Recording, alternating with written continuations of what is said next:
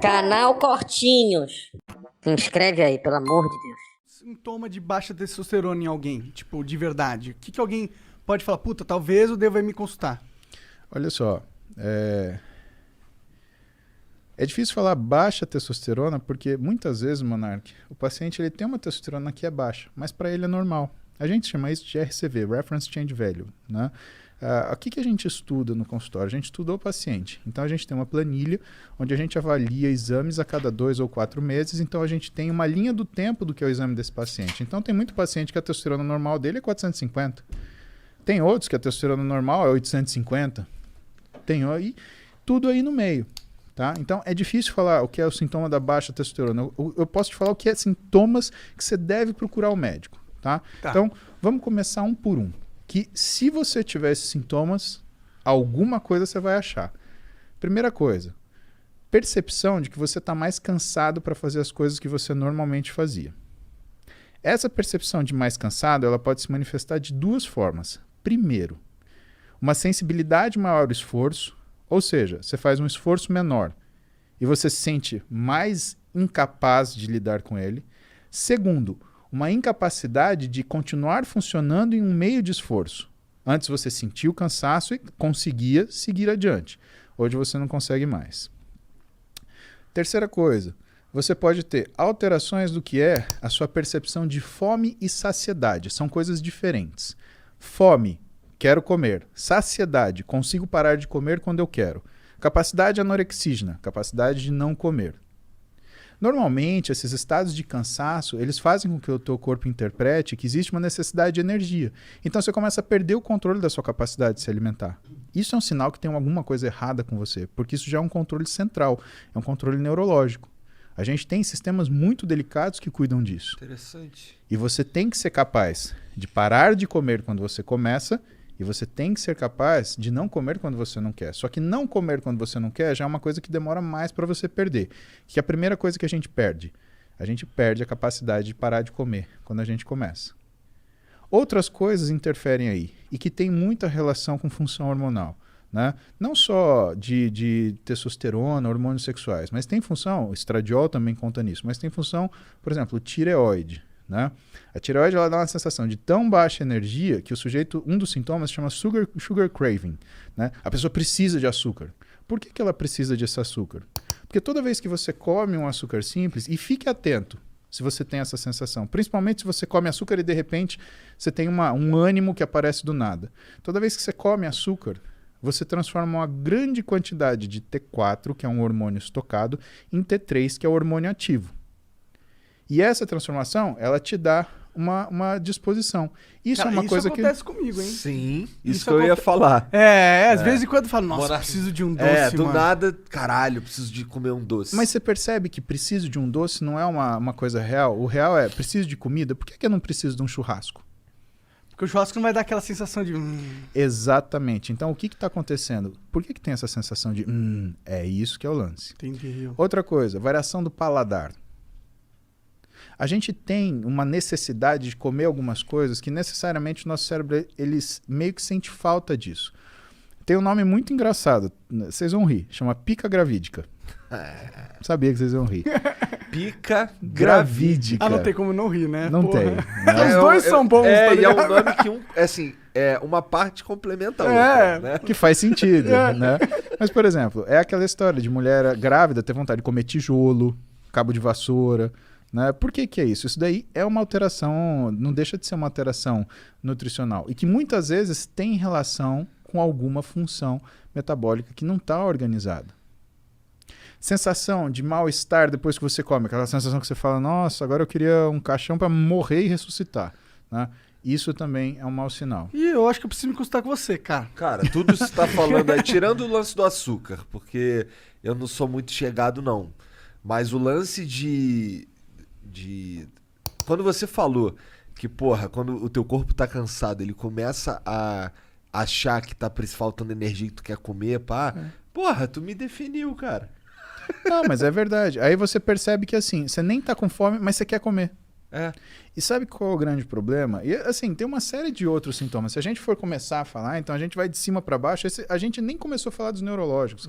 Ainda tem cognição, tem memória, sensação de recompensa, controle da ansiedade, da agressividade e da Sensação de irritabilidade. recompensa. Fala um pouquinho dessa da sensação de recompensa. Sensação de recompensa, a gente está falando do que é a organização de alguns núcleos no nosso cérebro, tá? Então... Porque eu não sinto essas... Eu não tenho mais essa parada, tá ligado?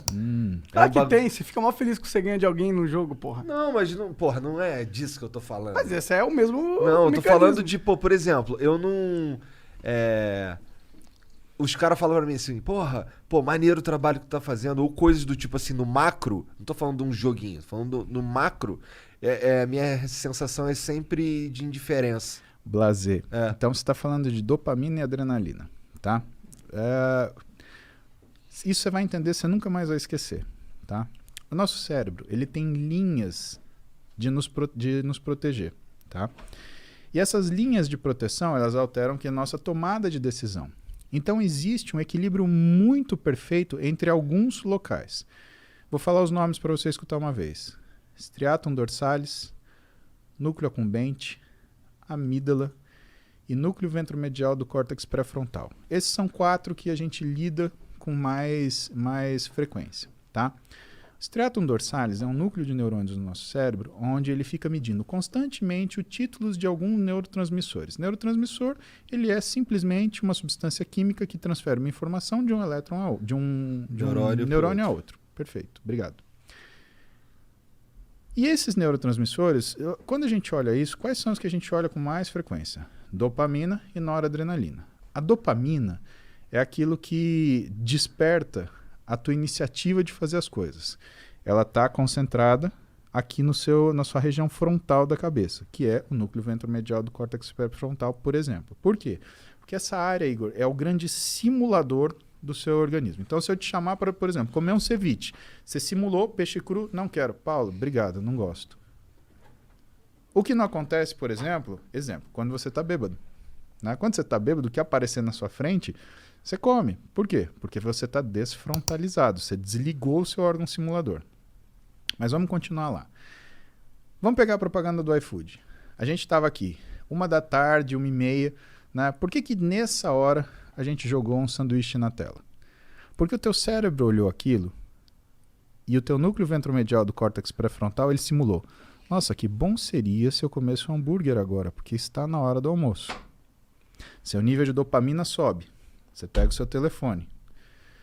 iFood, hambúrguer. É a dopamina que te move pra tomar essas decisões, assim? Pediu o hambúrguer, beleza? Esse tá funcionando, Igor. Você teve... E aí, a gente vai chegar no lance da satisfação, tá?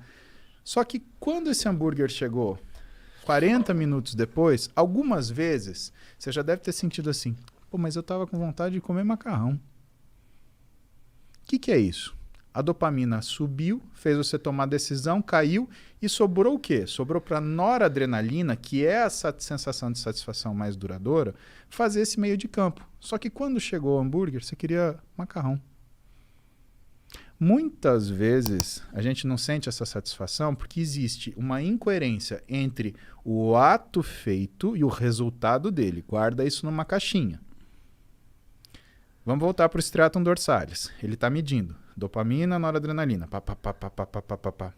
Ele fala para o nosso núcleo accumbente o que está acontecendo. Ó, o título está assim. E o nosso núcleo accumbente, ele interpreta. Tô bem, tô mal. Exemplo. Tuas filhas vão ficar adolescentes. Aí, com 13 anos, elas vão pedir para você levar elas para Disney e o dólar tá R$4,50. Cara, você vai fazer das tripas coração, você vai pagar uma passagem caríssima, fila, lá.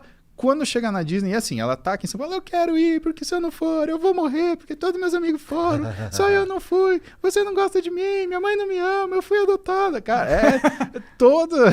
Coisa de adolescente. Exatamente. É. Chegou na Disney, pisou na porra do parque. Ah, essa isso. Aí você quer falar assim, uma porrada. Acorda! Por quê? O núcleo accumbente, ele é sensível a variações hormonais, tá? No adolescente, o que você mais tem é variação hormonal. Então ele faz essa leitura de percepção de recompensa ou não de uma forma muito inacurada.